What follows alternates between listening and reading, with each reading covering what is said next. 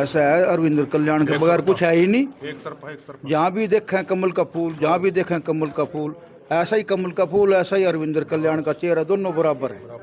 सारा पूरा गांव साथ है गोगड़ीपुर गांव से। और बहुत बढ़िया माहौल है और यहाँ से तो जीत के जाएगा हमारे गांव से, गोगड़ीपुर से अरविंद कल्याण एमएलए बनेगा।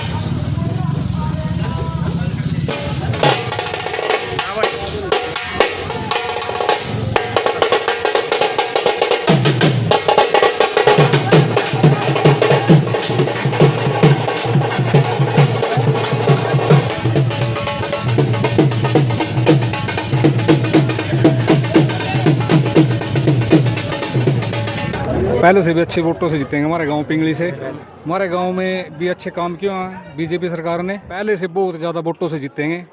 अरविंद कल्याण का बीजेपी पार्टी 10 सालों में बहुत ईमानदारी से काम किया गया और हमने ये देखा है कि 10 साल में देश मजबूत हुआ है नरेंद्र मोदी जी के नेतृत्व में। और आम आदमी के लिए जो व्यवस्थाएं ठीक करी है वो आज तक किसी ने कोशिश भी नहीं करी और किसी ने सोचा भी नहीं था। सभी पार्टियां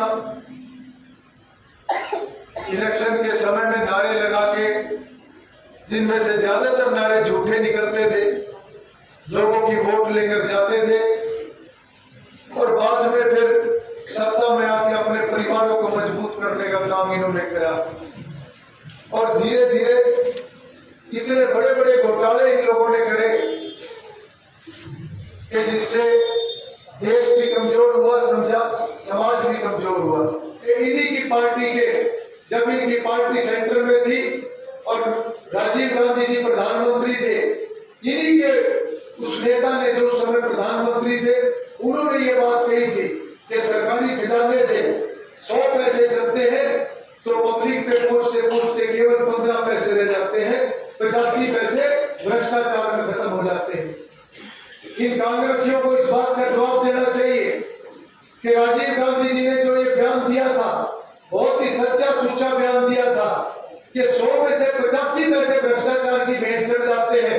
तो क्या कदम इन्होंने आज तक उठाए? इतने सालों तक ये ताकत में रहे, सत्ता में रहे, क्यों इन्होंने आज तक इस बात की चिंता नहीं की कि ये भ्रष्टाचार का पैसा ये लोगों का पैसा है, ये भ्रष्टाचार में नहीं जाना चाहिए, ये लोगों के ऊपर खर्च होना चाहिए। क्योंकि इन्होंने अपने टाइम पे ना विकास का काम करा, ना इन्होंने सही तरीके से गरीब को योजना मिले, ना उसके ऊपर इन्होंने कभी काम करा।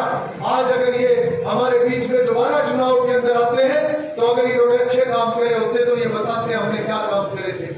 जब इनके पास बताने के लिए कुछ नहीं है तो ये झूठ बहकाकर और गलत बातों का प्रचार करके लोगों को लालच देके आज ये दोबारा सत्ता में आना चाहते हैं। आप सब 5 तारीख को एक वोट भारतीय जनता पार्टी को देकर तीसरी बार नायब सैनी जी के नेतृत्व में भारतीय जनता पार्टी की सरकार को बनाएंगे।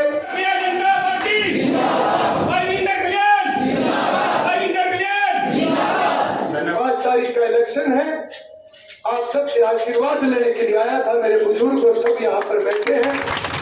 अगर आप 5 तारीख को आशीर्वाद के रूप में भारतीय जनता पार्टी को दोबारा जिताओगे, अपने बेटे को दोबारा मौका दोगे, तो मैं फिर आगे के लिए कहता हूँ कि और ईमानदारी से और जितना ज्यादा से ज्यादा इलाके के लिए हो सका उतना काम करूंगा।